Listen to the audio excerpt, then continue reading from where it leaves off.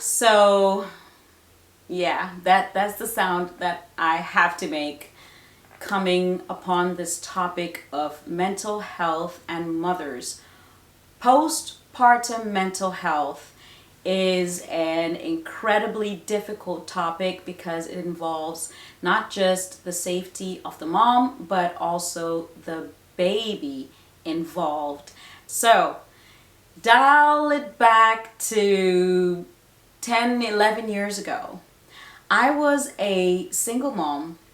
I had been in a horrible situation prior to giving birth, and it was not a pleasant single momness. Okay. I don't know that many single mothers would call their experience pleasant, but mine was pretty traumatic. And so I was already a great candidate for having mental health issues throughout my pregnancy and postpartum. So I will skip all the juicy details and maybe some will unravel during this video, but I want to come to the point where I was in my doctor's office after giving birth. I think it was maybe my 8-week appointment or so, 6 to 8 week appointment, postpartum appointment, and I had to fill out a piece of paper that was a mental health assessment form. Now, my background is nursing. I'm a nurse, but prior to becoming a nurse, I wanted to go into medicine. I wanted to become a doctor. And so I studied psychology pre-med, did really well, graduated with flying honors. I just need to say that, guys, because I often forget and I need my flowers. However, after I went and volunteered at a local children's hospital because I wanted to get, that practice in, I wanted to just be immersed in the experience, I realized that nurses seemed to be in their rooms a lot more than doctors. And because I am a communal person, I'm a people person, I was just like, nope, that one's for me. I want to be a nurse. I don't want to go to med school, much to my father's disappointment and everybody else, they're like, no, but you should be a doctor. And I was like, no, I want to be a nurse. And so I went into nursing instead. And I mean, that has its own challenges, especially now that we have the electronic monitors, with the medications. I truly kind of felt like a med passing robot because it would go red, That wasn't the case when I was volunteering. But after everything went electronic, it kind of changed the face of nursing. There are pros and cons. Nurses do need to have way less patients so that they can still nurse them. Do you know what I mean? Like, do you ever wonder where your nurse is when you're in the hospital and you're hitting the light and I promise you she's not on vacation, okay? She's not at the beach. She's not even using the bathroom and her bladder is bursting. She hasn't eaten probably for the last 6 hours, 8 hours, whatever. She's exhausted. Her feet are swollen. She's going from patient to patient to patient to downstairs for that patient's procedure to upstairs. She's busy. She's busy. She's not ignoring you. But that's a topic for another day. So I really wanted to become a nurse, and I did. So I had that background. I had the psychology background, and now I am filling out this paper that is asking me questions to assess my mental health. As a mom, or even if maybe you're not a mom yet, you're still in the journey, or you're just a woman and you just like this channel that talks a lot about mamas, and we welcome you anyway. You may have been to a doctor's appointment where they have done a mental health assessment. You know the questions, right? Have you thought about self-harm or harming someone else? Or, how happy are you? Scale of 1 to 5, or different questions like that. I knew I was severely depressed. And when I say knew, I don't mean it from like a test perspective. I had not been diagnosed, but when you're not happy, and when you're very, very low, and when you'd rather not get out of bed every day, and when you're like, Lord, if I don't wake up tomorrow morning, I'm good. Those, like, You are just so depressed. But of course, you plaster the smile for society whenever you need to. That was me. And because I knew the psychology, see, I knew the psychology, I was smart, I remembered everything, and I saw that piece of paper. And you know what happened? I immediately became afraid. I wanted so badly to get the help that I needed because I wanted to not feel that way. I didn't even know if there could be help for me given my situation, which I'll probably talk about one day soon. But I needed help from a close place. Does that make sense? I was afraid of telling the truth on this piece of paper because I knew that I don't know what's going to happen. I knew that for sure. I knew that, hey, okay, if I tell these people exactly what I'm feeling and answer this paper truthfully, I don't know what they'll do. Are they going to take my child? She's the reason I am alive and breathing.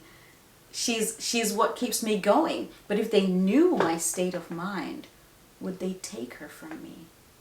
That was a dangerous place to be. Now, I will say, I had an incredible support network. I had my sisters where, I kid you not, guys, I still don't know how they did this, but I would text them sometimes when I was just so tired and haven't slept and my baby's colicky and it's just me and it's hard and it's painful and I'm still dealing with the emotional aspects of this traumatic situation. And I would text them and say, hey, can you guys just, can somebody come and get your niece? Like, can you come and help me? Every time one of them showed up, somebody came. I reached out, so that was courageous and that was a necessary step for them to come and help. But also they came. And my mom was there for some time.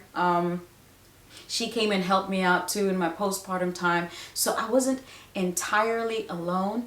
But when it came to the months ahead after my mom had to go back to work and she was in Africa at the time, she was based in Zimbabwe, and she had to go back to work. But my sisters were there and it was an incredible support network. So that was a little bit of a sidebar, but support networks are really essential. Hey, mama, find 1, 2, 3 people you can trust and you know that these people have your back, and please be vulnerable with them. Let them know you're struggling. Just like you love to come and rescue your friends and like feel like the hero and blah blah blah. I have to word it that way for some of you, because I know how it works when you have that guilt of, oh, but I can't bother so and so. You know, I know she'd come through for me, but I don't want to bother her. Her life is busy. Okay, don't bother her, but give her the experience, give her the chance to be a hero. Give her the opportunity to be a blessing, because she'll be blessed by it. Like literally on a spiritual level, you know, she'll be a blessing to you and she'll receive this like tenfold blessing. So, hey, you want to help your friend out with some blessings? Allow them to be a blessing to you. But back to the story. So, because I didn't know what was going to happen if I told the truth, I decided to fabricate that document and to lie on it, which I don't recommend, by the way. I am not advocating for you, because I'm an advocate. I'm not advocating for you to not be honest. I will tell you in a little bit what you can do instead. So I knew, because of my nursing experience and my healthcare experience and knowledge, that, you know, it's normal for women to have some kind of postpartum blues and a dip, because that's actually just science. It's not, I shouldn't say it's normal. It's common. It's become the norm, but it's not normal. There are cultures out there that really help their women in that transition so that their hormones don't shift so drastically that they experience postpartum blues. So, in this context, however, it is seen as normal that women experience postpartum blues. So just sadness and, you know, slight depression, maybe anxiety, but not like a deep depression, because then that's postpartum depression. And so I answered the questions in a way that actually didn't say, hey, I'm just fine, everything is, you know, honky-dory, which I think is the saying, honky-dory. But it was also not like, hey, I'm struggling here, I need help, and I need a lot of help. It wasn't that. And so I submitted my paperwork, and of course, because I answered my questions, just making sure to paint it such that I'm just okay. There was no follow-up needed for me. I was in the range of, she's gonna be just fine. Now, I don't recommend doing that, because that has been deadly for some women. Some women have left that doctor's appointment or hospital after falsifying the information, and because you don't really have a control over your hormones and how they can tank and dip on you and switch, and if you don't have a good support system and you don't have anything in place, it can be extremely dangerous, because you may fall lower than you're able to help yourself. Do you understand what I'm saying? Like, you can become very depressed and very dark. I read recently about a mom who had twins, and she committed suicide about 6 or 8 weeks after they were born. Oh, like, she was struggling. And I don't know her entire story, and I don't know how she may have answered that questionnaire, if she even had a chance to yet.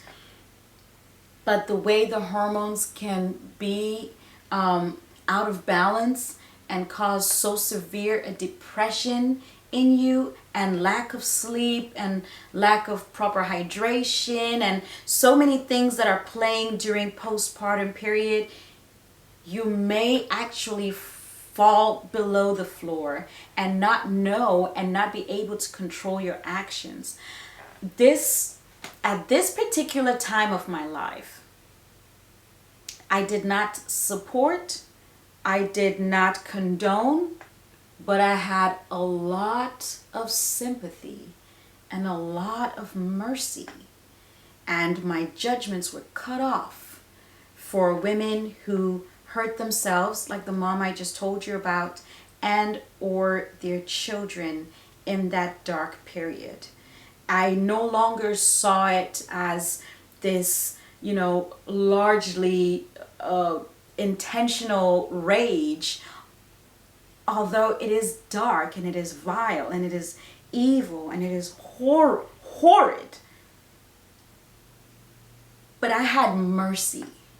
I don't know if you hear me. Like, I had mercy. I was like, wow, she was going through some stuff, and I wish she hadn't got that far without getting help.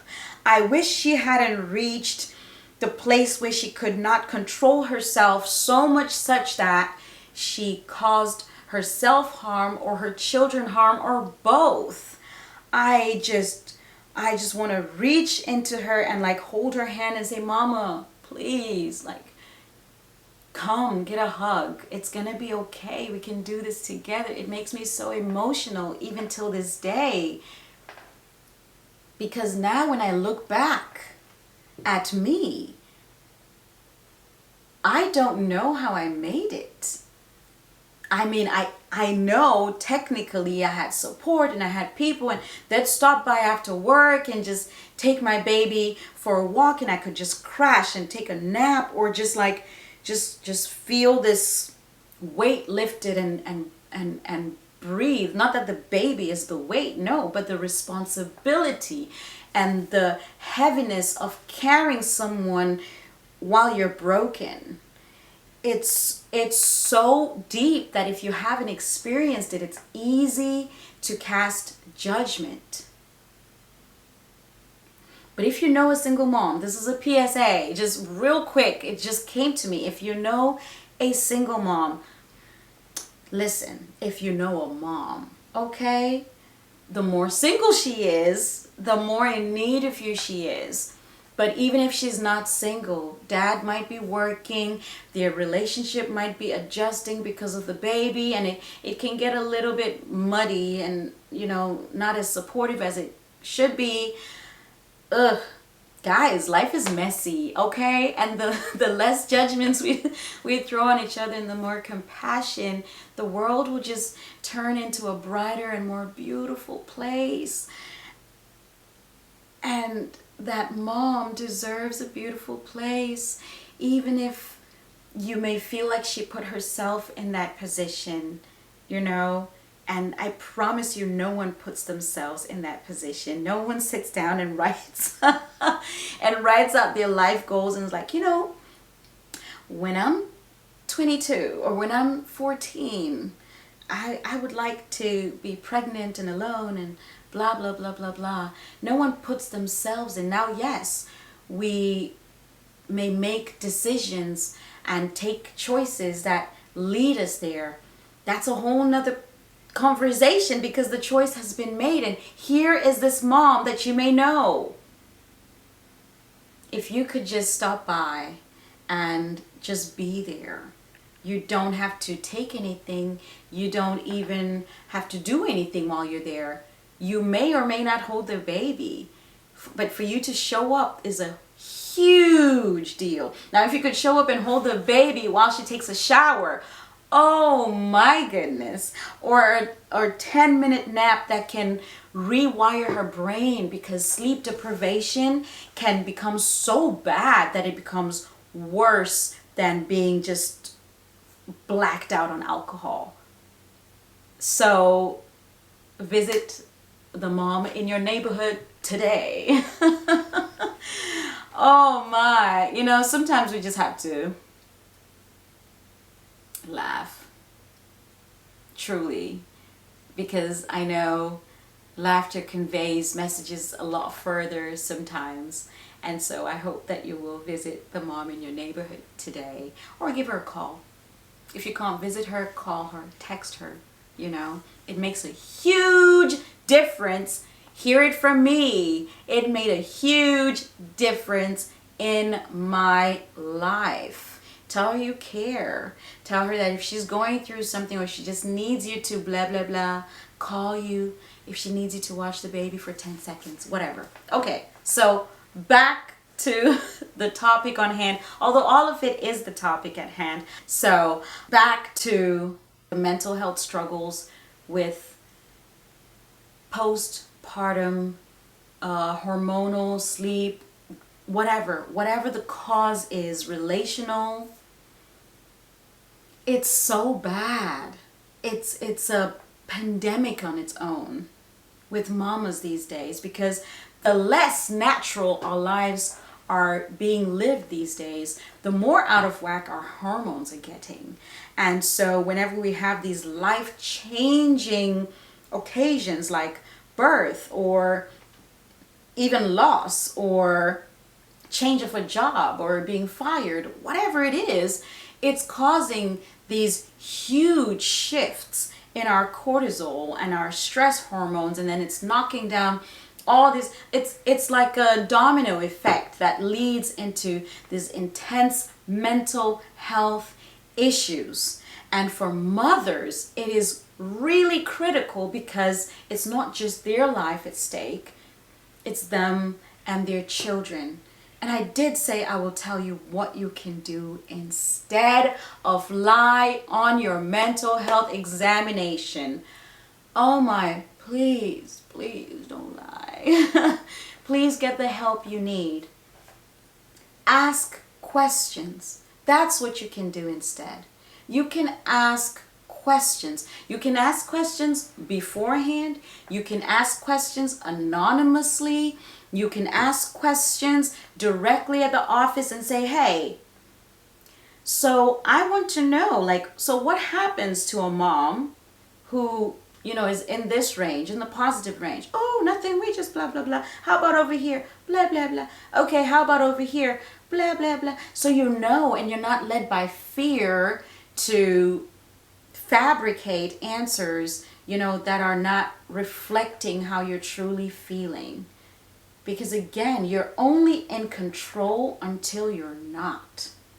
People who have anxiety attacks, it's not because, you know, they just like are in control and they decided, well, you know, for the next hour or two, I'm going to have these uncontrollable thought patterns that are so negative.